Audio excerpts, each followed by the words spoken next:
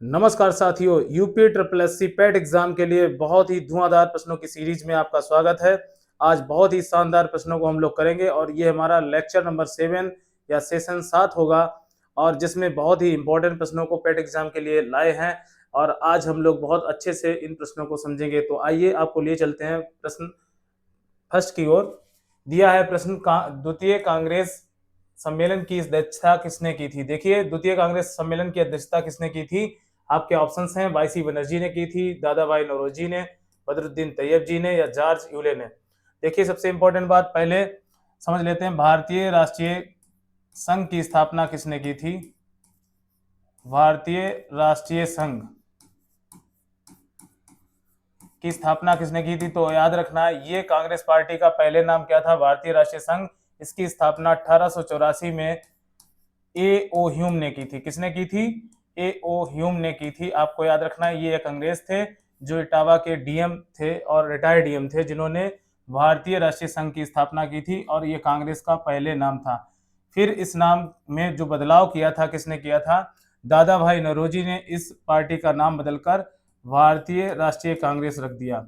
भारतीय राष्ट्रीय कांग्रेस रख दिया। किसने रखा था ये नाम, दादा भाई नौरोजी ने कांग्रेस पार्टी का नाम जो चेंज किया था वो क्या था, भारतीय राष्ट्रीय कांग्रेस। ये बदलाव किया था किसने, तो ये किया था दादा भाई नौरोजी ने। देखिए, सबसे इंपॉर्टेंट बात कि कांग्रेस का प्रथम अधिवेशन कब हुआ। सबसे इंपॉर्टेंट प्रश्न है, कांग्रेस का प्रथम अधिवेशन कब हुआ। कांग्रेस का प्रथम अधिवेशन कब हुआ, प्रथम अधिवेशन कब हुआ। तो बहुत ही इंपॉर्टेंट प्रश्न है आपके एग्जाम के लिए। आपको याद रखना है कांग्रेस का प्रथम जो अधिवेशन हुआ था ये हुआ था 1885 में, जबकि पता है आप दिसंबर 1985 में होने की घोषणा की गई थी। और ये पहले अधिवेशन कहाँ होना था, तो ये मुंबई में होना, पूना में होना था। लेकिन ये अधिवेशन कहाँ किया गया, मुंबई में किया गया था। और पहले ये कहाँ होना था, तो आपको याद रखना है दोस्तों, ये होना था पूना में। और पूना में प्लेग फैलने के कारण इसको रद्द करके मुंबई में प्रथम अधिवेशन कांग्रेस का बुलाया गया। और प्रथम बार जो अधिवेशन बुलाया गया था इसकी अध्यक्षता किसने की थी, तो वाईसी बनर्जी ने की थी, व्योमचंद बनर्जी ने की थी। बहुत ही इंपॉर्टेंट प्रश्न है। और ये किस जगह पर हुआ था, तो आपको याद रखना है गोकुलदास, मुंबई में गोकुलदास तेजपाल संस्कृत विद्यालय, तेजपाल संस्कृत विद्यालय, ये मुंबई में एक जगह पड़ती है जिस जगह का नाम क्या था, तो इस जगह का नाम था ग्वालियर टैंक गोकुलदास तेजपाल संस्कृत विद्यालय, जहां पर पहली बार क्या बुलाया गया, कांग्रेस का प्रथम अधिवेशन बुलाया गया। यहाँ पर 72 लोगों ने हिस्सा लिया था। काफी इंपॉर्टेंट प्रश्न एग्जाम के लिए है। आपसे पूछा जाता है कांग्रेस का प्रथम अधिवेशन की अध्यक्षता किसने की, तो आपको याद रखना है व्योमचंद बनर्जी या वाईसी बनर्जी ने की थी। और ये अधिवेशन कहाँ हुआ था, तो मुंबई में हुआ था। और कब हुआ था, तो 28 दिसंबर 1885 को हुआ था, ये याद रखना। और साथ ही इसको करने वाले वाईसी बनर्जी थे। और पहला अधिवेशन कहाँ पर हुआ था, तो गोकुल दास तेजपाल संस्कृत विद्यालय, जिसमें 72 लोगों ने हिस्सा लिया था। मोस्ट इंपॉर्टेंट प्रश्न एग्जाम के लिए। और यहाँ पर अगर सेकेंड कांग्रेस अधिवेशन की बात करें तो सेकेंड कांग्रेस जो अधिवेशन यानी दूसरा कांग्रेस अधिवेशन जो बुलाया गया दोस्तों, वो कहाँ पर बुलाया गया था, वो बुलाया गया था आपका कलकत्ता में। कहाँ पर बुलाया गया था, तो याद रखना ये बुलाया गया था कहाँ पर, ये कलकत्ता में हुआ था। और ये कब हुआ था, ये भी इम्पोर्टेंट है, वर्ष आपका ये हुआ था 1886 में, याद रखना है। और ये अधिवेशन की अध्यक्षता किसने की थी, तो दादा भाई नौरोजी ने। बहुत ही इंपॉर्टेंट प्रश्न है, दादा भाई नौरोजी ने इस अधिवेशन की क्या की थी, अध्यक्षता की थी। द्वितीय कांग्रेस अधिवेशन की स्थापना जो नहीं, द्वितीय कांग्रेस अधिवेशन की अध्यक्षता किसने की थी, दादा भाई नौरोजी ने की थी 1886 में। और ये अधिवेशन कहाँ बुलाया गया था, कलकत्ता में बुलाया गया था। ये पारसी समाज थे, पारसी समाज से ये थे, पारसी समाज से थे। आपको याद रखना है दादा भाई नौरोजी किस समाज से बिलोंग करते थे, तो पारसी समाज से बिलोंग करते थे। कांग्रेस का तीसरा अधिवेशन बहुत ही इंपॉर्टेंट है। कांग्रेस का तीसरा अधिवेशन कब हुआ, तीसरा अधिवेशन कब हुआ या तीसरा सम्मेलन कब हुआ था, याद रखना है। तो ये तीसरा अधिवेशन कब हुआ था, आपको याद रखना है, ये हुआ था 1887 में। कब हुआ था? 1887 में। और कहाँ पर हुआ था? तो मद्रास में। कहाँ पर? याद रखना है दोस्तों, ये मद्रास में हुआ था। और इस अधिवेशन की अध्यक्षता किसने की थी? तो ये भी प्रश्न बनता है। तो अध्यक्षता की थी यहाँ पर किसने? तो ये की थी आपकी बदरुद्दीन तैयब जी ने।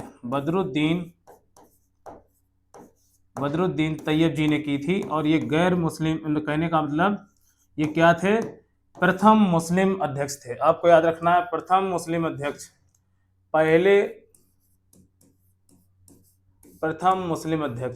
प्रथम मुस्लिम अध्यक्ष आपको याद रखना है। कौन थे? तो आपको याद रखना है, ये आपके थे बदरुद्दीन तैयब जी। या अल्पसंख्यक समाज से, पहले अल्पसंख्यक समाज से अध्यक्ष कौन बने? तो ये याद रखना, ये आपके बने थे बदरुद्दीन तैयब जी। और इन्होंने तीसरा कांग्रेस का अधिवेशन किया था मद्रास में 1887 में। बहुत ही महत्वपूर्ण प्रश्न है। चौथा जो अधिवेशन बुलाया गया, चौथा कांग्रेस अधिवेशन कहाँ हुआ था? याद रखना है, ये कांग्रेस अधिवेशन हमारा हुआ था कहाँ? ये हमारा हुआ था इलाहाबाद में। कहाँ हुआ था? तो ये अधिवेशन कहाँ बुलाया गया था? तो आपको याद रखना है, चौथा आपका इलाहाबाद में। और इसके अध्यक्ष कौन थे? तो आपको याद रखना है, इसके थे जॉर्ज यूले। कौन थे? George Yule. ये एक अंग्रेज अध्यक्ष थे, जॉर्ज यूले। तो आपसे प्रश्न पूछा जाता, कांग्रेस के किस अधिवेशन ने एक अंग्रेज ने पहली बार अध्यक्षता की थी? तो आपको याद रखना है, जॉर्ज यूले ने। और ये कांग्रेस का चौथा अधिवेशन था। कैसा? चौथा, जो कहाँ हुआ था? इलाहाबाद में हुआ था। बहुत ही इंपॉर्टेंट प्रश्न है। तो आपको बहुत इंपॉर्टेंट प्रश्न याद रखना है। कांग्रेस का क्या नाम था पहले? भारतीय राष्ट्रीय संघ। उसका नाम बदलकर दादा भाई नौरोजी ने क्या रखा? तो याद रखना, ये रखा था आपका भारतीय राष्ट्रीय कांग्रेस। तो बहुत ही इंपॉर्टेंट प्रश्न है आपका एग्जाम के लिए। नेक्स्ट प्रश्न डिस्कस करते हैं। कांग्रेस के किस अधिवेशन में राष्ट्रगान, पहली बार राष्ट्रगान गाया गया? देखिए दोस्तों, राष्ट्रगान की बात करें तो कांग्रेस के किस अधिवेशन में पहली बार राष्ट्रगान गाया गया? ऑप्शन है आपके 1907 में, 1916 में, 1917 में, 1911 में। देखिए सबसे इंपॉर्टेंट बात, 1907 में क्या हुआ था? सूरत अधिवेशन या सम्मेलन, अधिवेशन। इसकी अध्यक्षता किसने की थी? बहुत इंपॉर्टेंट प्रश्न है। इसकी अध्यक्षता किसने की थी? तो इसकी अध्यक्षता रास बिहारी बोस ने की थी। किसने की थी? रास बिहारी बोस ने।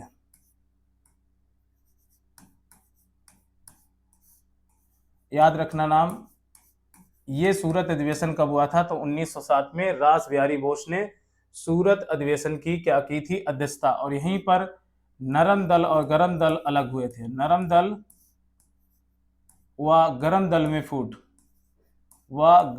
में फूट कहां से हुई? किस अधिवेशन में हुई थी? तो आप याद रखिए, ये हमारा सूरत अधिवेशन था। और सूरत अधिवेशन की अध्यक्षता किसने की थी? तो रास बिहारी बोस ने की थी। ये कब हुआ था? तो 1907 में हुआ था। 1916 में अगर बात करें तो लखनऊ सम्मेलन हुआ था। कौन सा अधिवेशन? लखनऊ अधिवेशन हुआ था। याद रखना, लखनऊ अधिवेशन कब हुआ? ये याद रखना है, ये कब हुआ था? तो आपको याद रखना है 1916 में। कब बुलाया गया? तो 1916 में बुलाया गया। और यहाँ पर कांग्रेस का एकीकरण हुआ। क्या हुआ? कांग्रेस का एकीकरण किस अधिवेशन में हुआ था?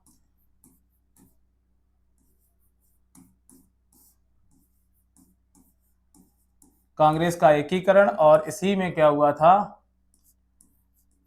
क्या बोलते हैं,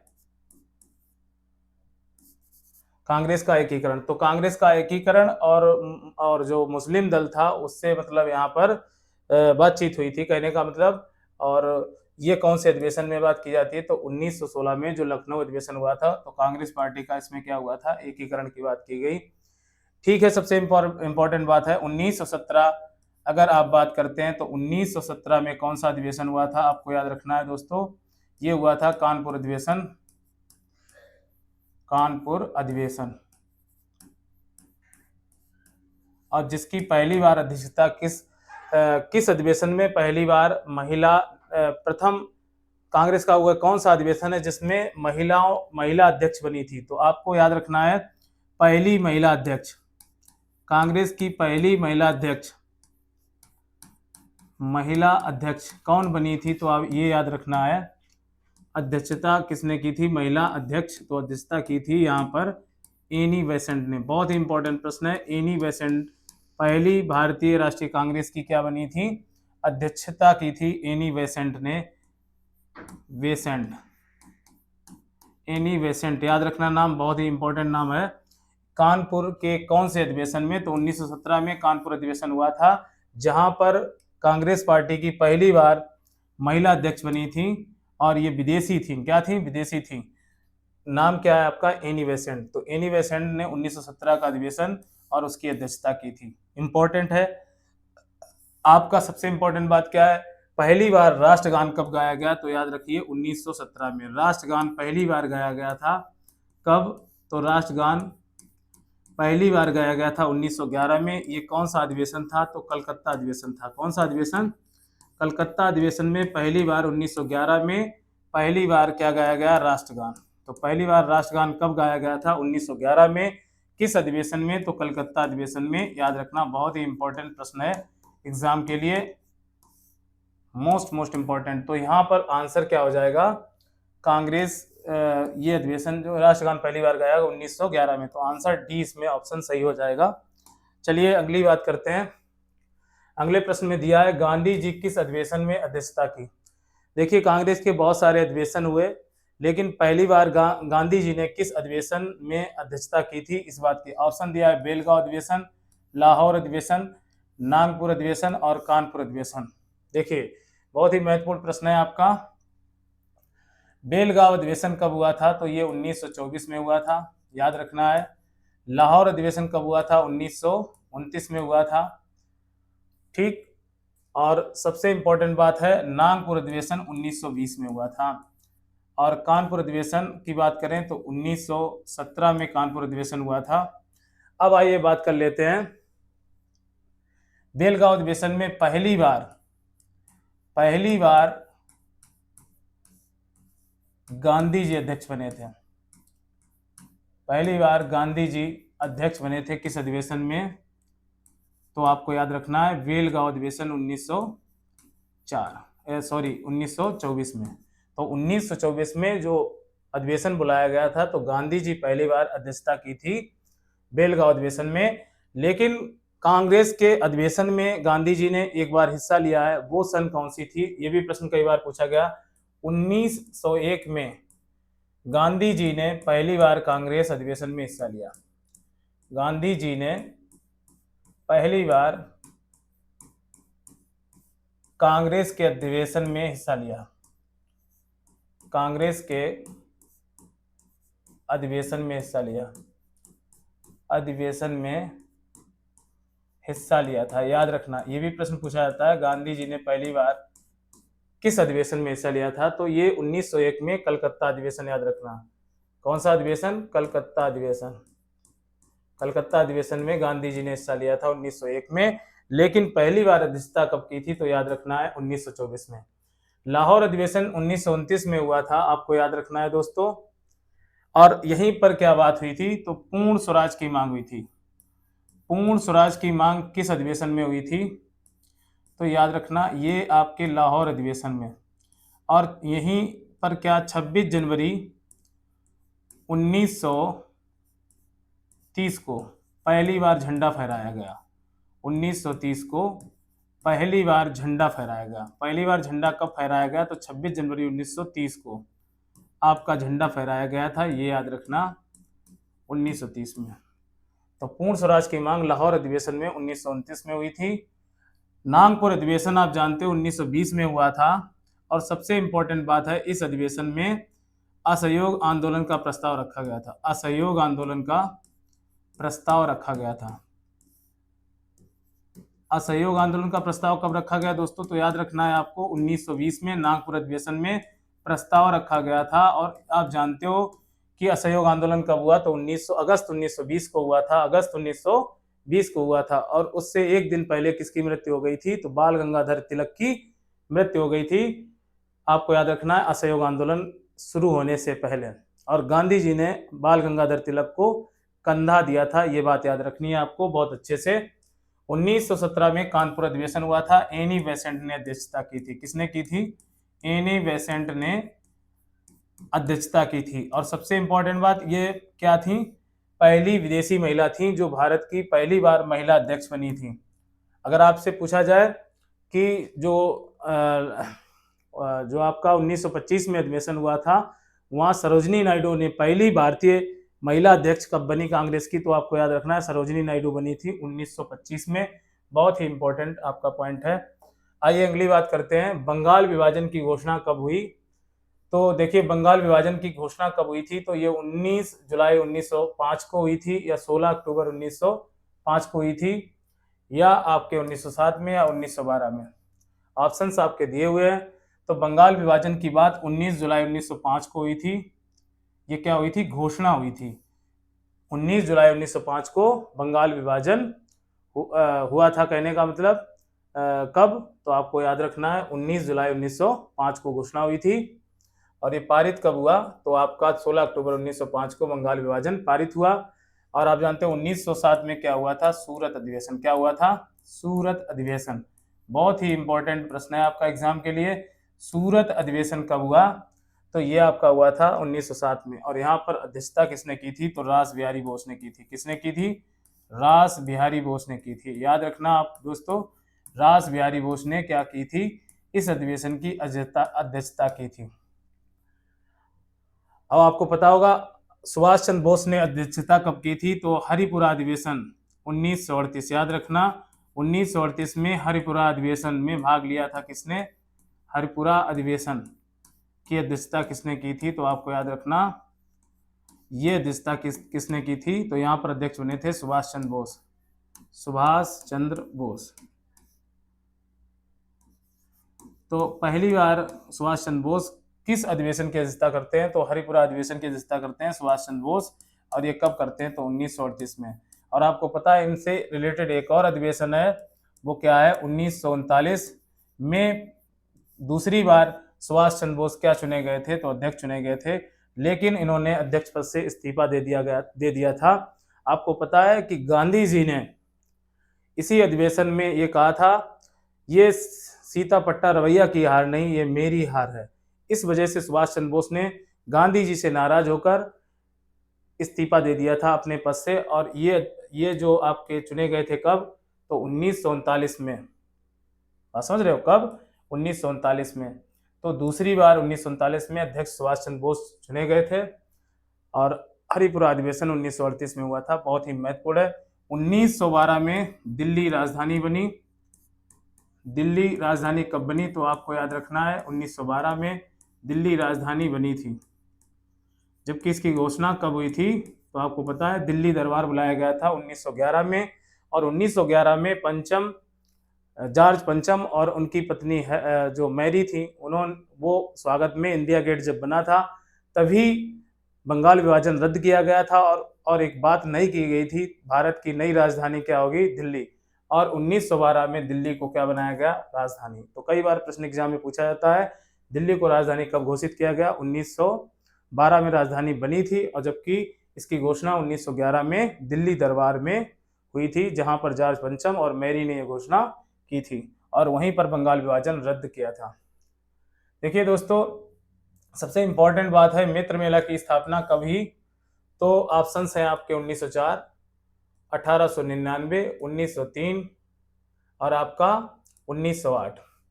देखिए 1904 की अगर बात करें, अभिनव भारत की स्थापना हुई। अभिनव भारत।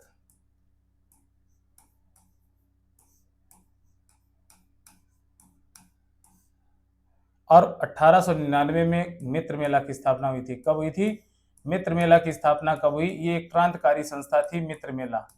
मित्र मेला की स्थापना कब हुई? तो याद रखना 1899 में।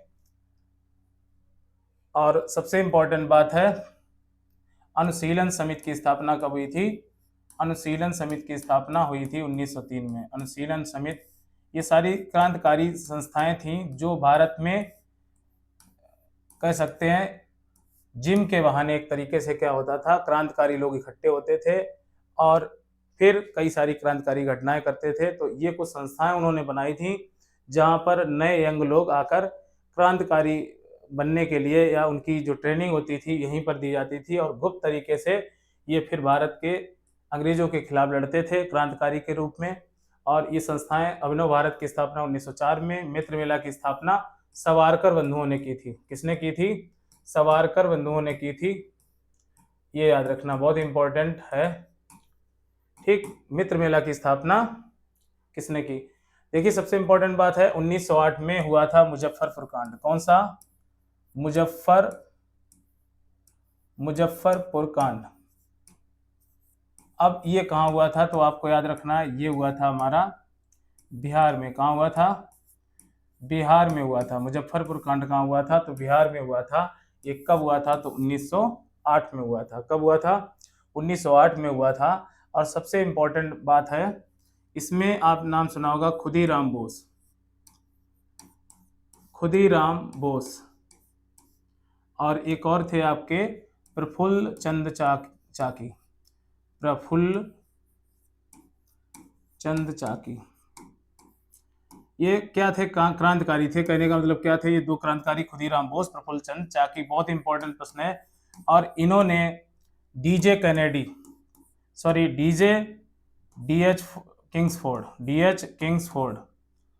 किंग्सफोर्ड, आप याद नाम रखना, इसकी हत्या करने का प्रयास किया था। लेकिन दुर्भाग्यवश एक अच्छे अंग्रेज थे, उन कैनेडी का परिवार था, जिसमें उसकी पत्नी और उसकी बेटियां एक गाड़ी में बैठी हुई थी। बम फेंकना था खुदीराम बोस और प्रफुल्ल चंद चाकी को किंग्सफोर्ड के ऊपर, लेकिन गाड़ी इनकी आगे निकल गई और जो बम फेंका था कैनेडी परिवार के लोगों पर जाकर गिरा, और यहाँ पर कैनेडी की पत्नी और उनके बच्चे मारे गए। खुदीराम बोस की बात करें तो इनको फांसी हुई थी, और आपका प्रफुल्ल चंद चाकी, इन्होंने अपने आप को गोली मार ली थी। सबसे इंपॉर्टेंट बात है, सबसे कम उम्र के व्यक्ति थे जिनको फांसी हुई थी मुजफ्फरपुर कांड के खुदीराम बोस। बहुत इंपॉर्टेंट है, ये बहुत बड़े क्रांतिकारी थे खुदीराम बोस, जिन्होंने डीएच किंग्सफोर्ड के ऊपर बम डालने का प्रयास किया था। इसी को कहा जाता है मुजफ्फरपुर कांड, जो कहाँ हुआ था? आपके बिहार में हुआ था। बहुत इंपॉर्टेंट। मित्र मेला की स्थापना कब हुई? तो 1899। ये कई बार एग्जाम में पूछा गया। अभिनव भारत की स्थापना 1904 और अनुशीलन समिति की स्थापना 1903। महत्वपूर्ण प्रश्न है आपके। मुजफ्फरपुर कांड कब हुआ था? तो 1908 में। और कहां पर? बिहार में। आइए अगली बात कर लेते हैं। अगला प्रश्न दिया है काकोरी कांड, आप जानते होंगे। ये एक ट्रेन लूट थी। क्या थी? ट्रेन लूट। याद रखना, ट्रेन लूटी गई थी इसमें।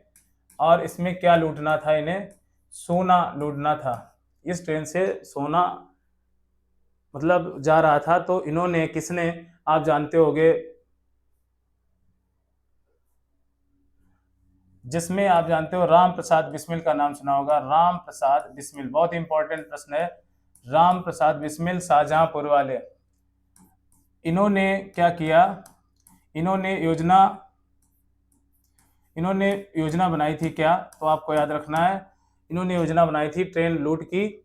और इसमें कई सारे लोग, राजेंद्र लहेड़ी, और आपको नाम पता होगा राजेंद्र लहेड़ी का, रोशन सिंह, और आपके एक और लोग थे। कहने का मतलब, तो इन लोगों ने ट्रेन लूटने का प्रयास किया था। आपको पता है ये घटना कब की है? तो आपको याद रखना है 9 अगस्त 1925।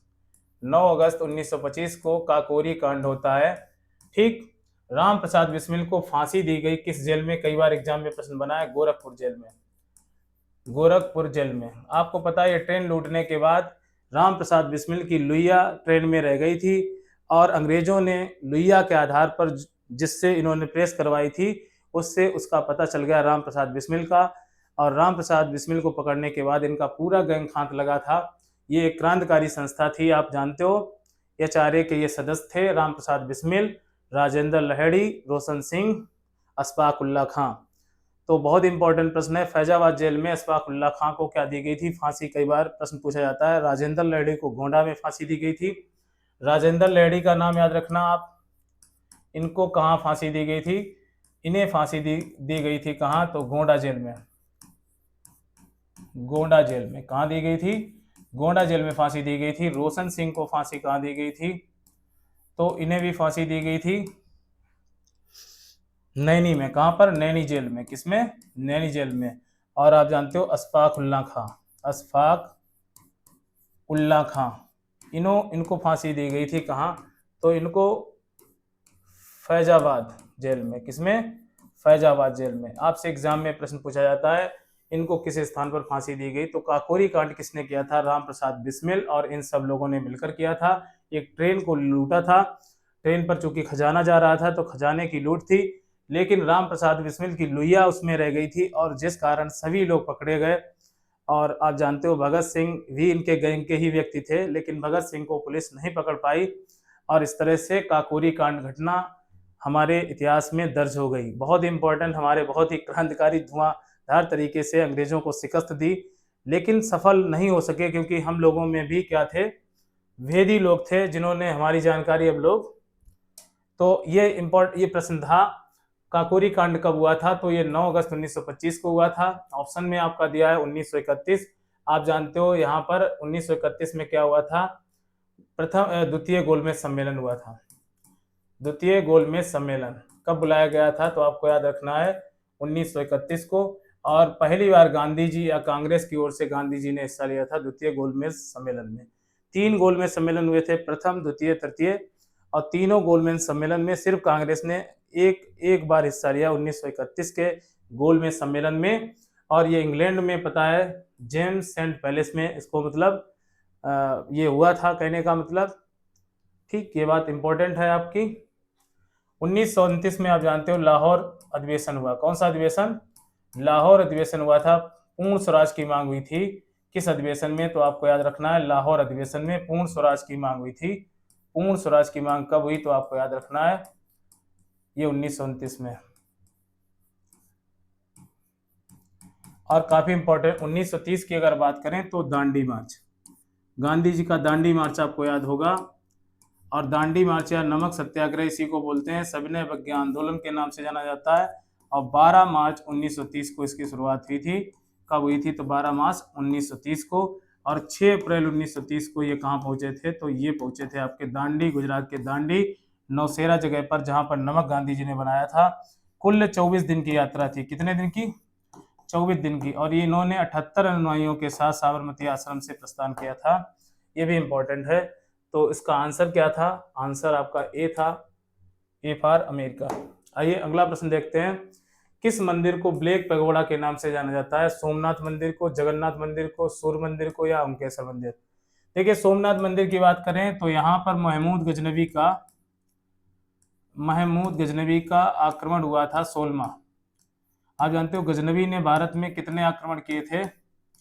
तो इन्होंने 17 अटैक किए थे। तो महमूद गजनवी ने सोमनाथ मंदिर को लूटा था। ये गुजरात में पड़ता है। कहाँ पड़ता है?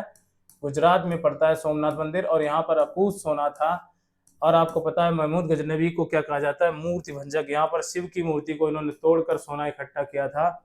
और इस कई हजार लोग इस मंदिर में थे, सोमनाथ मंदिर में, उनकी हत्या करके इसने सारा सोना लूटकर अपने घोड़ों पर लादकर गजनी ले गया था। आपको पता होगा सोमनाथ मंदिर कहाँ है? गुजरात में। जगन्नाथ मंदिर आप जानते हो पुरी उड़ीसा में है, ये उड़ीसा में पड़ता है। और जगन्नाथ यात्रा हर साल निकलती है, ये बात आप अच्छे से जानते हो। ब्लैक पैगोडा की बात करें, ये सूर्य मंदिर आपका कोणार्क, जो सूर्य मंदिर कोणार्क है, इसको ब्लैक पैगोडा के नाम से जाना जाता है। बहुत इंपॉर्टेंट है आपका। तो आपका आंसर क्या सही हो जाएगा? सूर्य मंदिर कोणार्क। आइए अगला प्रश्न देख लेते हैं। अगला प्रश्न दिया है, चंद्रगुप्त ने अपनी बेटी का विवाह किस वंश के शासक से किया था? ऑप्शन है बाकाटक वंश, नाक्य वंश, और पुष्प भूति संघ और शुंग वंश। देखिए कई सारे वंश दिए हैं। आपको पता है जो चंद्रगुप्त थे,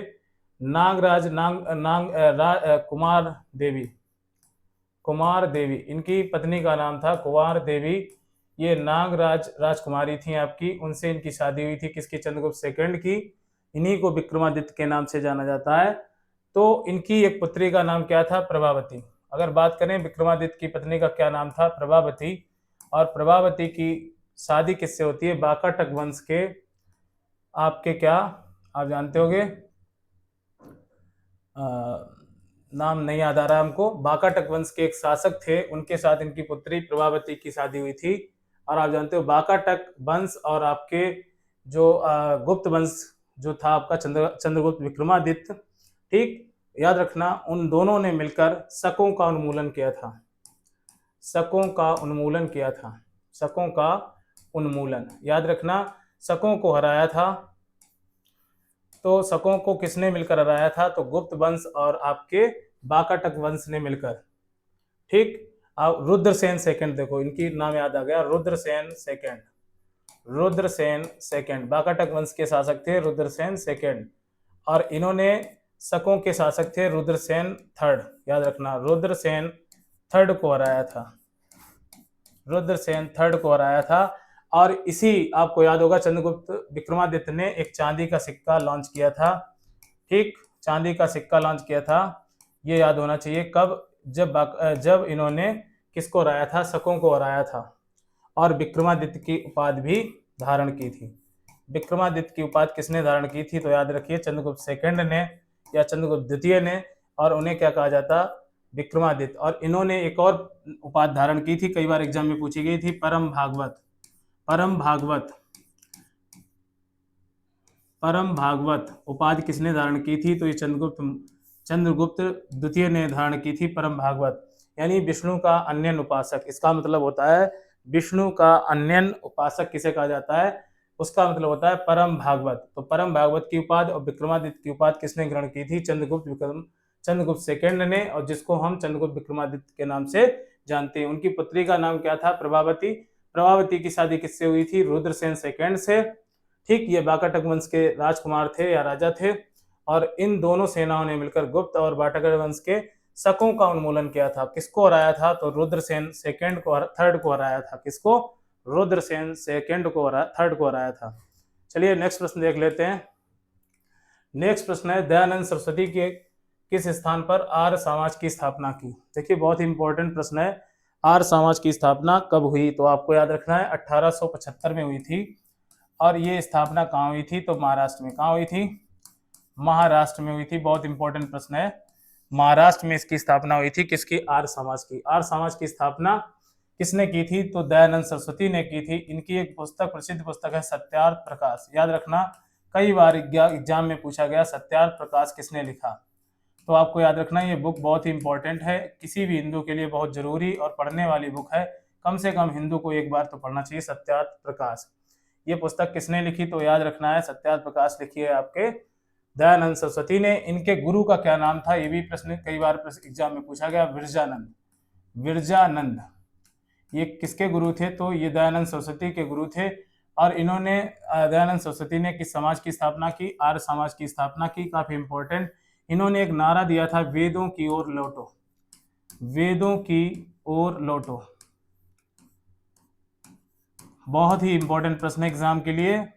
वेदों की ओर लौटो किसने नारा दिया था? तो ये दयानंद सरस्वती ने दिया था, वेदों की ओर लौटो। याद रखना आपको, वेदों की ओर लौटो नारा किसने दिया था? तो ये दयानंद सरस्वती ने दिया था। ठीक, साथ ही इन्होंने एक आंदोलन चलाया था जिसको बोलते हैं शुद्धि आंदोलन। आपसे प्रश्न पूछा जाता है शुद्ध आंदोलन किसने चलाया था? तो ये चलाया था आपके दयानंद सरस्वती ने। ये काफी इंपॉर्टेंट प्रश्न है। सत्यार्थ प्रकाश, वेदों की ओर लौटो, शुद्धि आंदोलन किसने चलाया? तो ये आपका चलाया था दयानंद सरस्वती ने, और इन्होंने आर्य समाज की स्थापना 1875 महाराष्ट्र में की थी। ऑप्शन आपके दिए हुए हैं, अमृतसर में, दिल्ली में, मुंबई में या लाहौर में। तो यहाँ पर आंसर क्या हो जाएगा? मुंबई में। दिल्ली आप जानते हो राजधानी है भारत की, और एक केंद्र शासित राज्य भी है। अमृतसर में एक घटना हुई थी 13 अप्रैल 1919 को, जलियांवाला हत्याकांड। 1919 को कौन सी घटना हुई थी? तो जलियांवाला हत्याकांड। याद रखना जलियांवाला हत्याकांड कब हुआ? तो आपको याद रखना है 13 अप्रैल 1919 को जलियांवाला हत्याकांड। ठीक, याद रहेगा। और लाहौर जानते हो, लाहौर में अधिवेशन 1929 में हुआ था, लाहौर अधिवेशन। ठीक, पूर्ण स्वराज की यहाँ पर मांग की गई थी। तो इस तरह से नेक्स्ट प्रश्न दिया है आपका दोस्तों। नेक्स्ट प्रश्न है, मैडम वीका जी कामा किस विदेशी धरती पर ध्वज फहराने का कार्य किया था? ऑप्शन है जर्मनी में, फ्रांस में, नॉर्वे में या स्विट्जरलैंड में। देखिए काफी इंपॉर्टेंट प्रश्न है।